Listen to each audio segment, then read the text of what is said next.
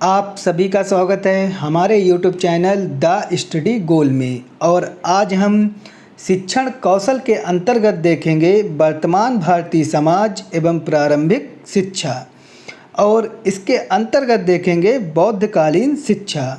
और इसका पार्ट 1 वैदिक कालीन शिक्षा हम इससे पहले दे चुके हैं, तो आप पहले पार्ट 1 देखेंगे, फिर आज का पार्ट 2 देखेंगे कि बौद्धकालीन शिक्षा में क्या क्या प्रमुख घटनाएं हैं, कौन कौन से संस्कार होते थे, या क्या महत्वपूर्ण तथ्य हैं जो एग्ज़ाम ओरिएंटेड हैं या जिनकी एग्ज़ाम में आने की संभावना है। तो वर्तमान भारतीय समाज एवं प्रारंभिक शिक्षा एक महत्वपूर्ण टॉपिक है, क्योंकि ये लगभग सभी टीचिंग एग्ज़ाम में आता भी है और शिक्षक भर्ती परीक्षा में ये दिया हुआ भी है। और बीटीसी सेकंड सेमेस्टर में इसकी एक अलग से बुक भी है, इसलिए ये और अधिक इम्पॉर्टेंट बन जाता है। तो आप इसको ध्यान से देखेंगे और इसके प्रमुख बिंदुओं पे चर्चा करेंगे कि क्या क्या प्रमुख घटनाएं थीं और क्या क्या एग्ज़ाम ओरिएंटेड फैक्ट हैं। तो सबसे पहले हम जानेंगे कि बौद्ध काल में शिक्षा का माध्यम क्या था। तो बौद्ध काल में शिक्षा का माध्यम पाली और प्राकृत था। तो क्वेश्चन बनेगा कि बौद्ध काल में शिक्षा का माध्यम क्या था, तो पाली और प्राकृत था। और यहीं पे अगर पूछ लिया जाए कि वैदिक काल में शिक्षा का क्या माध्यम था, तो वैदिक काल में शिक्षा का माध्यम संस्कृत था। तो आप सोचेंगे कि बौद्ध कालीन पढ़ा रहे हैं और वैदिक कालीन का क्वेश्चन क्यों पूछा, क्योंकि जब आप बौद्ध काल के साथ वैदिक कालीन और मुस्लिम कालीन इन तीनों को कोरिलेट करके पढ़ेंगे तो आपको जल्दी याद होगा, यानी कि आपके कन्फ्यूजन दूर होंगे।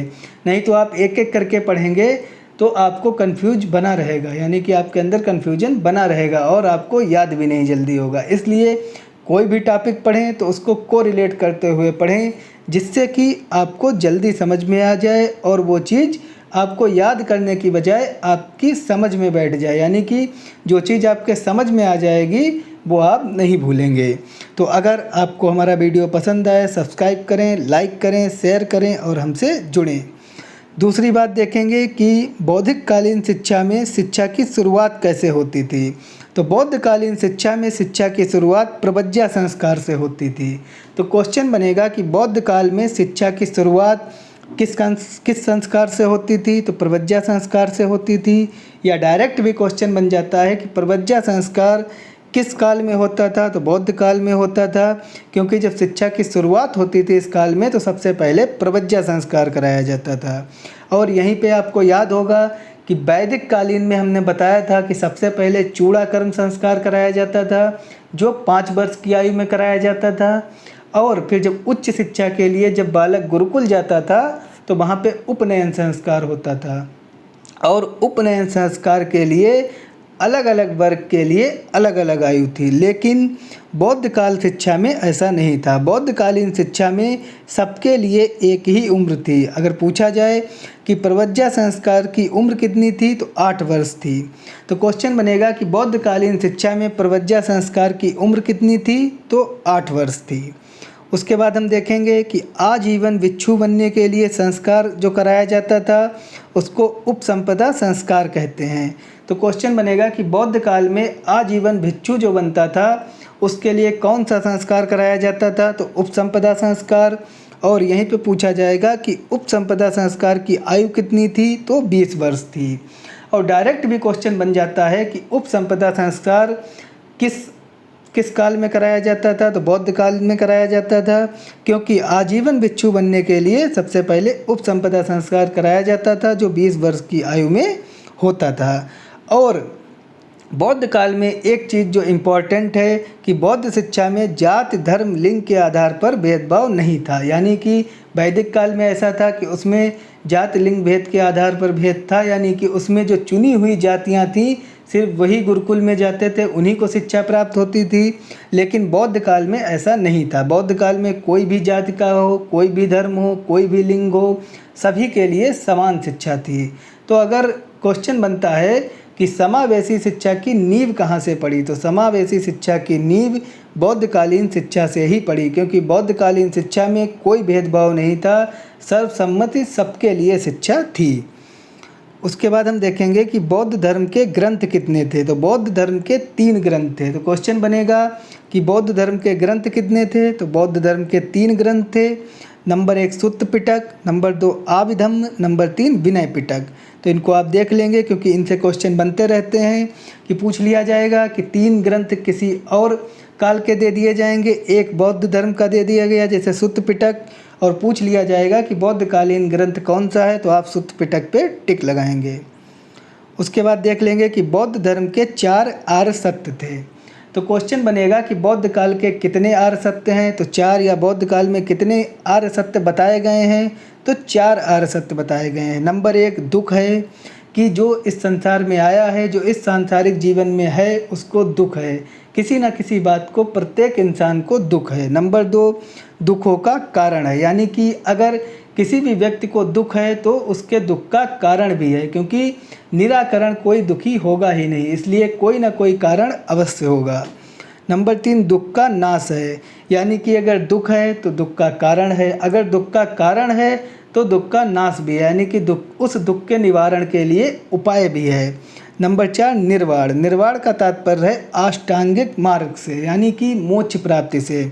अगर इस सांसारिक भौगोलिक जीवन में दुख है, दुखों का कारण भी है और दुख का नाश भी है, यानी कि उपाय भी है, और उसके साथ साथ ईश्वर की भक्ति करके, यानी कि भगवान बुद्ध की भक्ति करके मोक्ष की प्राप्ति का साधन भी है। ये बौद्ध धर्म में बताया गया है। उसके बाद प्रारंभिक शिक्षा में जो पोथी पढ़ाई जाती थी उसको सिद्धरस्तु कहते हैं।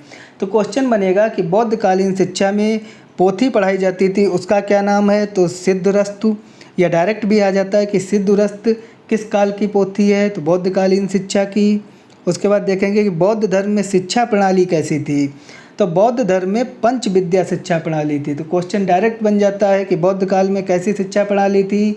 तो पंच विद्या प्रणाली थी, और पंच विद्या प्रणाली का तात्पर्य है कि 5 प्रकार की विद्याएं पढ़ाई जाती थी। नंबर 1 शब्द विद्या, नंबर 2 हेतु विद्या, नंबर 3 शिल्प विद्या, नंबर 4 चिकित्सा विद्या, नंबर 5 आध्यात्म विद्या। उसके बाद बौद्ध काल में विद्यार्थियों को कहा जाता था तो श्रवण और सामनेर। तो क्वेश्चन बनेगा कि बौद्ध काल में विद्यार्थियों को क्या कहा जाता था। तो बौद्ध काल में विद्यार्थियों को श्रवण या सामनेर कहा जाता था। उसके बाद पाठ्यक्रम देख लेंगे। तो बौद्ध काल में पाठ्यक्रम 2 प्रकार से था, यानी कि बौद्ध काल में 2 प्रकार का पाठ्यक्रम एक साथ क्रियान्वयन करता था। नंबर 1 लौकिक, लौकिक के अंतर्गत गणित, कला, व्यावसायिक शिक्षा, और दूसरा था पारलौकिक, यानी कि उसको धार्मिक भी कहेंगे। इसके अंतर्गत धर्म ग्रंथों का ज्ञान होता था, बौद्ध धर्म, जैन धर्म, वैदिक साहित्य। तो क्वेश्चन बनेगा कि बौद्धकालीन शिक्षा में पाठ्यक्रम कैसा था। तो 2 प्रकार का था, लौकिक और पारलौकिक। लौकिक के अंतर्गत गणित, कला और व्यावसायिक शिक्षा, और पारलौकिक या धार्मिक के अंतर्गत बौद्ध धर्म, जैन धर्म और वैदिक साहित्य। उसके बाद हम प्रमुख बिंदुओं को देख लेंगे कि बौद्धकालीन शिक्षा के केंद्र मठ थे, यानी कि जो बौद्धकालीन शिक्षा थी उसके केंद्र मठ थे, यानी कि वो पूरी तरह से मठों के नियंत्रण में थी। इसमें राजाओं का या राज्य का कोई भी हस्तक्षेप नहीं था। नंबर 2 मठों का नियंत्रण संघों के हाथ में था। तो क्वेश्चन बनेगा कि बौद्धकालीन शिक्षा में मठ किसके नियंत्रण में थे। तो संघों के नियंत्रण में थे। नंबर 3 बौद्ध शिक्षा में जाति धर्म लिंग के आधार पर भेदभाव नहीं था। अभी हमने ऊपर बताया था कि बौद्ध शिक्षा में जाति धर्म लिंग के आधार पर कोई भेदभाव नहीं था, यानी कि कोई भी किसी भी जाति का शिक्षा ग्रहण कर सकता था, यानी कि समावेशी शिक्षा की जो नींव पड़ी वो बौद्धकालीन शिक्षा से ही पड़ी। नंबर 4 बौद्ध धर्म में बाद में स्त्री शिक्षा पर भी जोर दिया गया। तो क्वेश्चन बनेगा कि स्त्री शिक्षा पर जोर किस काल से प्रारंभ हुआ। तो बौद्ध काल से। उसके बाद देख लेंगे हम कि बौद्ध धर्म में 3 वचन या प्रण विद्यार्थी लेते थे। तो क्वेश्चन बनेगा कि बौद्ध धर्म में शिक्षा ग्रहण करने के पूर्व विद्यार्थी कितने वचन या प्रण लेते थे। तो 3 वचन या प्रण लेते थे। नंबर 1 बुद्धम शरणम गच्छामि, कि बुद्ध की शरण में जाना है। नंबर 2 धम्मम शरणम गच्छामि, धर्म की शरण में जाना है। संघम शरणम गच्छामि, संघ की शरण में जाना है। संघ यानी कि जो मठ थे वो संघों के नियंत्रण में थे।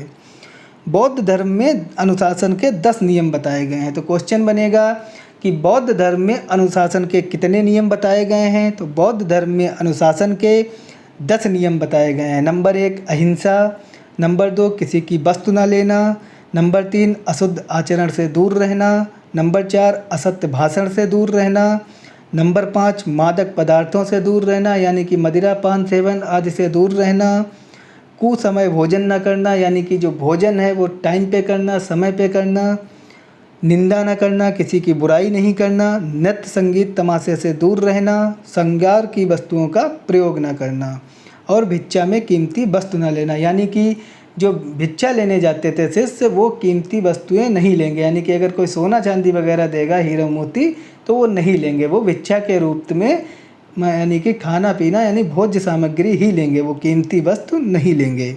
और बौद्ध काल में अगर परीक्षा प्रणाली देखी जाए तो बौद्ध काल में आज की तरह परीक्षा प्रणाली नहीं थी। उस टाइम पे मौखिक परीक्षा प्रणाली थी और ना ही आज की तरह प्रमाण पत्र दिए जाते थे।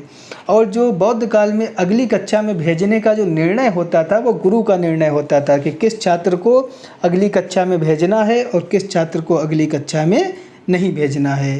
तो ये बौद्धकालीन शिक्षा का टॉपिक यहीं पे समाप्त होता है और इसमें जो इम्पॉर्टेंट बिंदु थे उन पे सभी पे हमने चर्चा की। बाकी इससे बाहर से कुछ भी नहीं आएगा, कोई भी टीचिंग एग्ज़ाम हो, बीटीसी सेकंड सेमेस्टर हो, उसमें भी इन्हीं में से क्वेश्चन आएंगे। तो अगर आपको हमारा वीडियो पसंद आए सब्सक्राइब करें, लाइक करें, शेयर करें और हमसे जुड़ें। धन्यवाद।